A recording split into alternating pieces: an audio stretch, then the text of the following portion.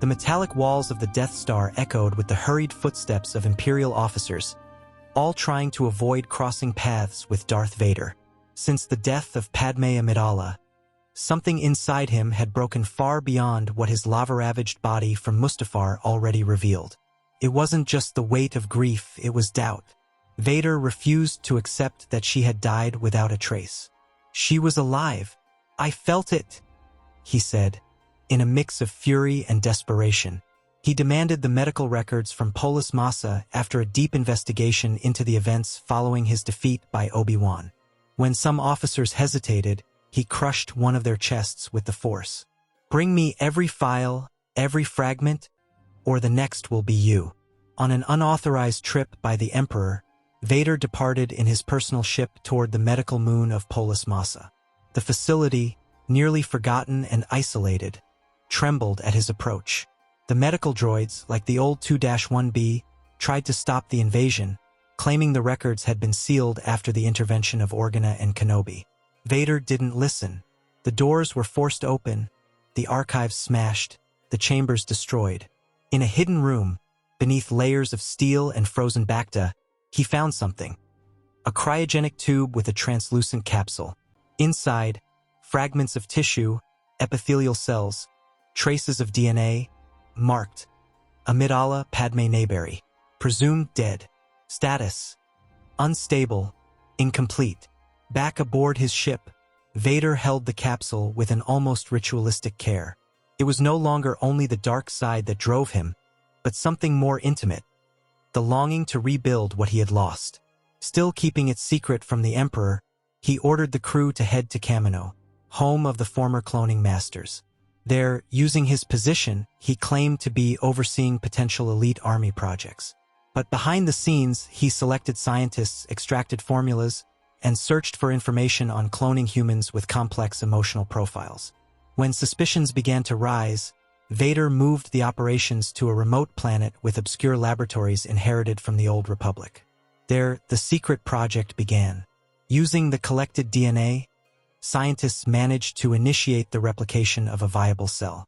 Vader, in silence, watched through the glass as the embryo developed inside a Bacta capsule, a reborn Padme, still in infant form. They accelerated her growth, but with limits. He didn't want an instant adult clone. He wanted to witness each phase. He wanted to rebuild Padme as she had been: sweet, sensitive, intelligent. The baby was hidden in an underground chamber, guarded by loyal droids and protected even from the Emperor's visions. Not even Palpatine, master of secrets, knew of the life blooming in the shadows. However, the birth of the child stirred something unexpected in Vader: fear. On one of his solitary visits, he stood before the capsule where the baby slept. At first, he thought he only needed to wait a few years to have Padme back, the love of his life, but her pure, still closed eyes could not see the monster he had become. And then came the thought that cut deeper than any lightsaber. If she opens her eyes and sees me like this, what will she feel? The armor breathed heavily. For the first time, Vader wanted to be seen not as the Dark Lord, but as the man behind the mask. What he was now was a lie, and Padme, when she emerged, deserved the truth. At that moment, another desire was born. He needed to regenerate. He needed to become Anakin again. Determined, Vader began the hunt for forbidden knowledge. He combed through the archives of the old Jedi Temple, reopened after the Purge, and searched lost Sith data while carrying out the Emperor's orders. He found forgotten records on biological engineering, midichlorian manipulation, and cellular regeneration. But it was on Octagon 6 that he found the most powerful clue: an artifact left by the ancients. An ancestral healing chamber used to reverse bodily deformities and restore physical and spiritual trauma. He transported the chamber to an isolated asteroid, hidden from the galaxy and his master's gaze. There, the experiments would begin with himself as the test subject. The pain was indescribable. The first tests failed, burning already damaged flesh. The chamber's fluids seemed to reject his body, as if the dark side had rooted itself into every cell of his being. But he persisted. For weeks, he lived between death and fever, between Mustafar memories and visions of the young Padme clone growing into his Padme. Slowly, results began to appear. Tissues regenerated little by little. Bones restructured. Skin grew over the scars. The armor's machines became unnecessary, one by one. At a certain point, Vader removed the mask and breathed on his own. For the first time in years, he felt air touch his face. He looked at himself in the mirror. He was no longer the monster, but neither was he the idealistic young Jedi. He had returned to the figure he once was, but his interior had changed. Vader's presence vanished from the Empire's core for months. Officers whispered theories. Was he on a secret mission? In contact with the Emperor? No one knew. In truth, he wandered through remote systems, testing his new limits, retracing old steps, confronting forgotten memories. He visited Naboo in secret, and before Padme's empty tomb, he whispered, "I'm bringing you back," but this time with dignity. For the first time in a long while, the light side of the Force pulsed within him, like a timid echo. But that light, still faint, coexisted with deep shadows. Vader, or Anakin, knew that what he was doing was heresy against nature and the Force itself. Defying death, cloning a soul, being reborn through forbidden means, it was the kind of path that had destroyed others before him. Even so, he would not turn back. Not for her. His love for Padme was the last fragment of humanity he had left, and he clung to it like a castaway to the final piece of driftwood. Everything had to remain in secret. If the Emperor discovered it, the child would be doomed. Meanwhile, little Padme had grown and was now a teenager. The scientists claimed her consciousness seemed more advanced than average. Vader didn't know if it was an echo of the original or merely a projection of his longing. But every time she babbled sounds and reached out her hands to him, the old fear returned. What if she knows who I am? What if she hates me? That's why he postponed the meeting. He visited her in the shadows, watching from afar. The connection between them was silent but powerful. And inevitably, the reunion would happen. Even to Vader, it was something curious to behold. Inside Kamino's accelerated growth chambers, beneath the stormy seas and constant artificial glow, the new Padme developed like a hidden miracle. Each day equaled weeks of biological development. The best cloning scientists, unaware of the true purpose, saw her only as another advanced experiment. But to Anakin, who watched every growth session, it was like seeing spring reborn before eyes that had only known winter. When she finally awoke with the appearance and biological age from when they had fallen in love, time stopped. "Padme," he whispered, now with a human voice, "you're back." Educating her became Vader's, or rather Anakin's, most personal mission. She had no memory of the original, but Vader believed her essence was still there and she would remember if he helped her. In a private room within the remote station he had secretly prepared, he taught her politics, art, galactic ethics, but most of all, he told stories. He showed holovideos of the Senate, recorded scenes from the planet Naboo, and narrated moments he and Padme had lived before the fall. The clone absorbed every piece of information with vibrant curiosity. Sometimes she would say, "That feels familiar." Other times, she smiled or cried for reasons she didn't understand. It was as if the emotions of the real Padme were buried under her skin, screaming to be recognized. When she reached her adult form, young, with features identical to the former senator, Anakin prepared a surprise. He recreated the same dinner they had shared on Naboo and reenacted the moments that had once impressed her that day, like making fruit float to her mouth using the Force. The days that followed felt like a dream refusing to end.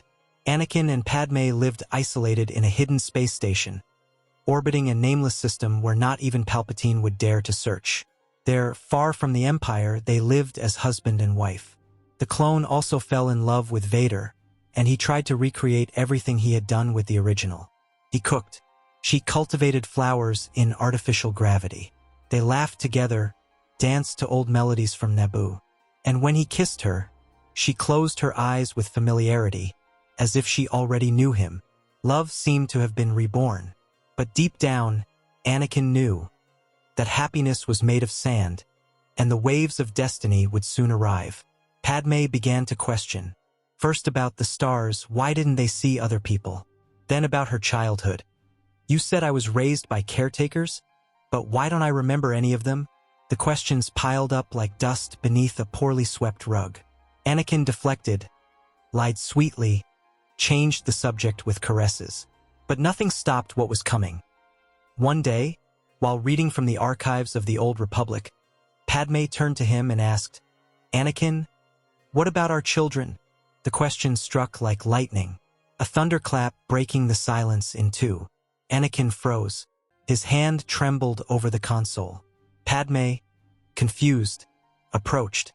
"You always speak of love, of future, of promises. But what about the past? What about Luke, Leia? Those names echo in my dreams." The mention of the names hit like a stab. Vader didn't know their names or that they were twins. No one had ever told him. Ever. And yet, she spoke them with precision. "You're remembering?" he asked, almost voiceless. "I don't know. They're just visions, but they feel real." And then he understood the clone wasn't just a copy. Somehow, fragments of the essence of the real Padme lived within her. Something deep and spiritual was beginning to emerge. And best of all, somehow the clone knew the twins had survived. And that made Vader reconsider all his actions. From that day on, Anakin began to be more absent. He spent hours meditating, staring at his own reflection. What was he doing? Was it justice or selfishness? Reviving Padme, creating a perfect illusion and molding her to fill his void. Was that love or emotional slavery? And what about the children? Were they the only real part? Could he face his children after everything he'd done? Padme felt the distance, and her innocence began to turn into unease. One night, she entered his chamber while he examined an old Jedi holocron. "You're sad, Anakin," she said. "I see it in your eyes. Tell me the truth. Who am I really?" He tried for a second to maintain the illusion. "You are my wife, my light, my salvation. You are my sun and stars." But something in her eyes, or maybe in the Force, stopped him from continuing the lie. He knelt before her. "You are Padme, but also not." With a broken voice, he told her what happened on Mustafar, about the death, the loss, the cloning. She listened in silence, eyes welling with tears. "I created you to fix what I destroyed," he confessed. "But maybe I've only prolonged my punishment." Padme stepped back.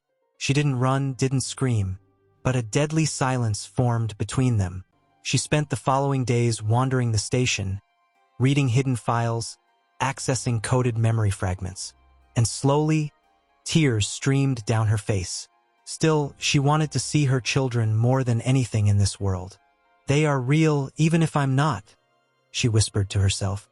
"My children, or hers?" The line between what was and what seemed to be grew thinner and thinner. The love she felt for Anakin now came accompanied by a question she couldn't silence. Seeing the pain in her eyes, Anakin wanted to erase everything. He wanted to go back in time, undo every decision since Order 66. But he couldn't. Time, like scars, cannot be undone. On one of the final nights of the station's orbital cycle, Padme sat beside him. "Anakin," she said with the voice of someone who had lost something precious, "where are our children?" That word, "our," destroyed any wall he still held up. Anakin, once the Lord of Darkness, fell to his knees, hands to his face, crying like a child. "I lost them, because I lost you." No answer was given that night. Only tears, memories, and the distant sound of space, as if the galaxy were watching them in silence. Padme, without hatred, embraced him. But she was no longer the same. The illusion had been undone. Now she wanted to know more. She needed to understand who she truly was. And Anakin no longer had the strength to stop her. The seed of truth had sprouted. And what would come next, neither of them could control. The space station where Padme lived with Anakin, once a home of silence and tenderness, had become an emotional tomb. The light in her eyes slowly dimmed.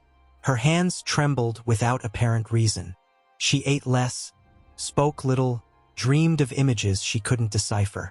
"They're calling me 2 children," crying," she whispered. Anakin, now fully regenerated, watched her with growing despair. He tried to distract her, to reignite hope, but she only stared into the void. "I'm not real, am I?" she said with a weak voice. The truth, even unspoken, had already taken root in her soul. With each cycle, Padme withered more. There were no visible wounds, but it was as if her essence were fading. Vader, powerless, began to fear losing her again, this time not because of Obi-Wan nor Palpatine, but because of his own lack of results. "She needs help, real help, from someone beyond me," he murmured, staring at the stars. Then, he made an unthinkable decision for someone who had once been the right hand of the Empire, to desert. He reprogrammed escape coordinates, concealed tracking signals, and departed, taking Padme in a medical capsule. She slept, pale as the ship sliced through hyperspace. During the journey, the silence was broken by something deeper than sound. The Force. In a moment of meditation, with his mind sunken in guilt and despair, Anakin felt an ancient warmth, presence, a voice. It was serene but powerful. "Seek me, if peace you still desire," echoed Yoda, from somewhere between worlds. Anakin opened his eyes, sweaty, breathless. That voice was real, and with it, a direction formed in his mind, the hidden swamp of Dagobah. Without hesitation, he altered course. For the first time in years, he would seek his old master, not as an enemy, but as a lost son. The arrival on Dagobah was silent. The twisted trees and thick fog embraced the ship like arms of fate. When the ramp opened, the smell of wildlife and decay invaded the air. Anakin descended with Padme in his arms. She awoke, weak, but energized by the energy of the place. Her eyes opened wider. "Anakin, I feel I've been here before."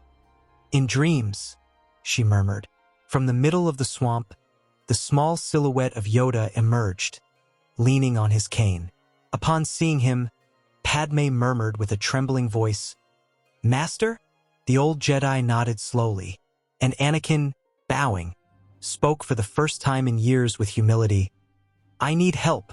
The following minutes were wrapped in tension. Time seemed suspended. Yoda looked at Padme with sadness, as one who sees an echo of something sacred.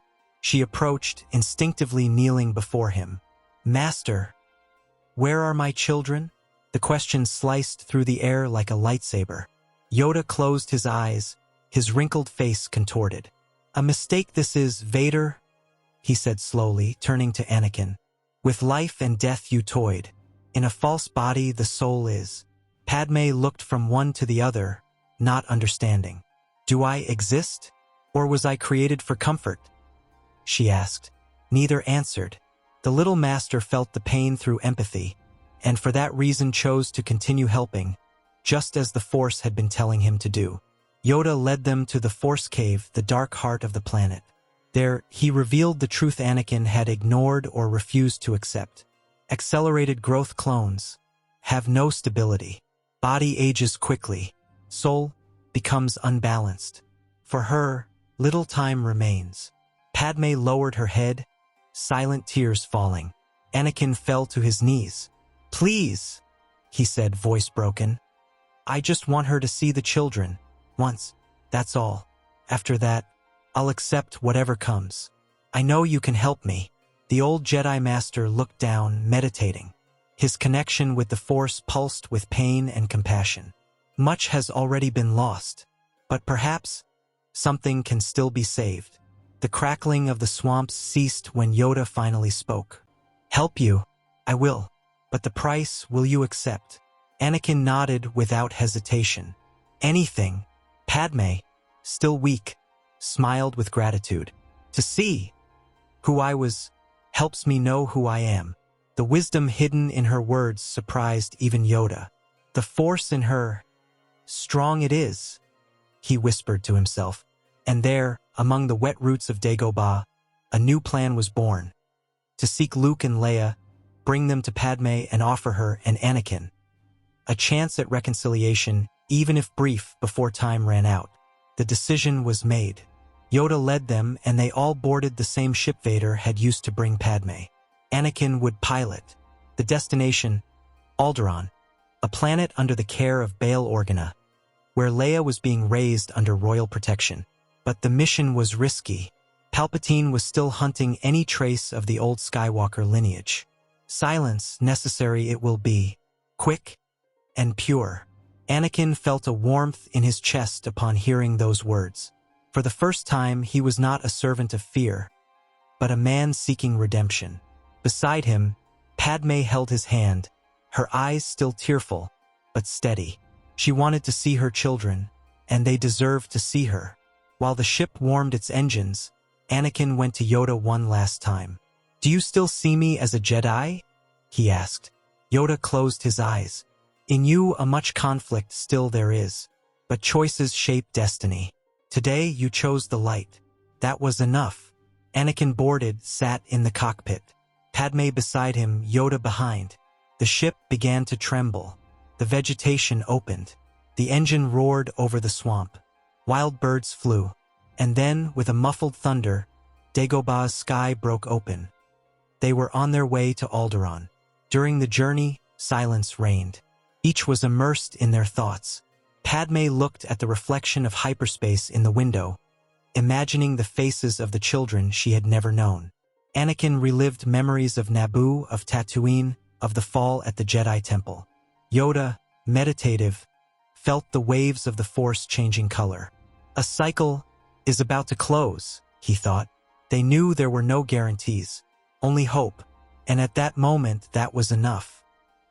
The ship landed softly on the green fields of Alderaan. The planet, always enveloped in beauty and diplomacy, seemed like a paradise apart from the wars and shadows of the galaxy. Bail Organa waited on the landing platform, flanked by guards, but with his face bathed in deep unease. When he saw Yoda descend from the ship, followed by Anakin and Padme, his eyes widened. "It can't be," he whispered, and then, as he fixed his eyes on the woman beside Anakin, pale but serene, the senator trembled. "Padme?" She merely smiled weakly. "I am what's left of her, but I came to see my daughter." In the royal palace, Padme's steps echoed between marble columns and tapestries.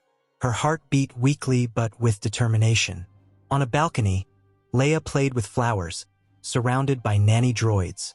When she saw the stranger approaching, the girl stopped, looked curiously. Padme stopped a few steps away and simply smiled. No words were spoken. Even so, Leia ran to her, hugged her legs. "You smell like home," she said, not understanding why. Padme knelt down with difficulty, holding the little girl in her arms. "You are exactly as I imagined." And then she cried, but not from pain, from fulfillment. Time seemed to stop. Anakin watched from a distance, eyes filled with tears. Organa, beside him, said in a low voice, "She wasn't supposed to exist, but now I understand why she does." Yoda only murmured, "The Force draws strange paths." When Padme stood up, her knees faltered, but her voice remained firm. "Now, I need to see Luke." Bail hesitated, then nodded. They prepared a smaller, discreet ship. They crossed the skies heading to Tatooine. Padme slept during the trip, her head on Anakin's shoulder, as if every breath were a whispered farewell to time. They arrived at night under the starry desert sky. Owen Lar's house was silent, but the Force had already alerted Ben Kenobi. From his refuge in the dunes, he watched the ship land. Upon seeing Anakin descend, Kenobi's eyes narrowed. His hand slid toward his saber, but before he could take a step, Yoda stepped in front.